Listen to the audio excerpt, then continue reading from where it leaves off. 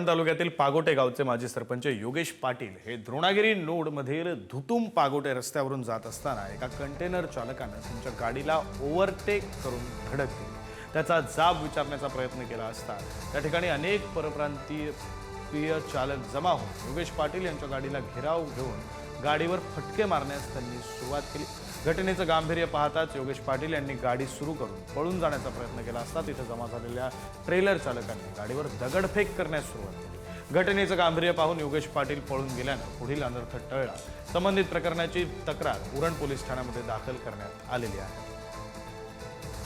प्रतिनिधी रवी खरात आपल्याला या संदर्भातले अधिकचे तपशील देते। रवी, गंभीर प्रकार आहे, परप्रांतीय चालक एकत्र येत आहेत, सरपंच राहिलेल्या एका व्यक्तीला अशा प्रकारे दमदाटी केली जाते, गाडीवर दगडफेक केली जाते।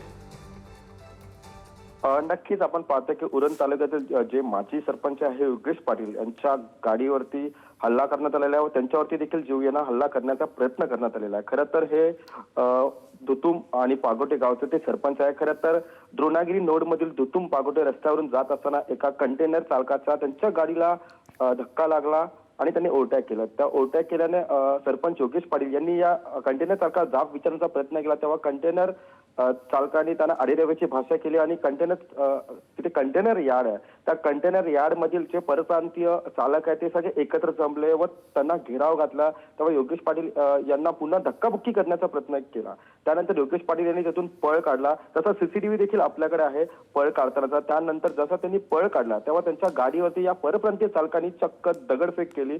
त्यानंतर ते पुढे गेले, मात्र पुढे देखील त्यांचा पाठलाग करण्याचा प्रयत्न केला। मात्र योगेश पाटील यांनी आपल्या जीवाला बरं वाईट होऊ नये त्यामुळे गाडी सुसाट वेगाने थेट पोलीस स्टेशन या ठिकाणी गाठली आणि सध्या त्यांनी उरण पोलीस स्टेशन या ठिकाणी तशीच संबंधित तक्रार देखील दाखल केलेली आहे। मात्र तक्रार दाखल केल्यानंतर सध्या उरण पोलीस या घटनेचा गांभीर्य लक्षात घेता ते अधिक तपास करत आहे। मात्र परप्रांतीयची मुजोरी पुन्हा एकदा पाहायला मिळते।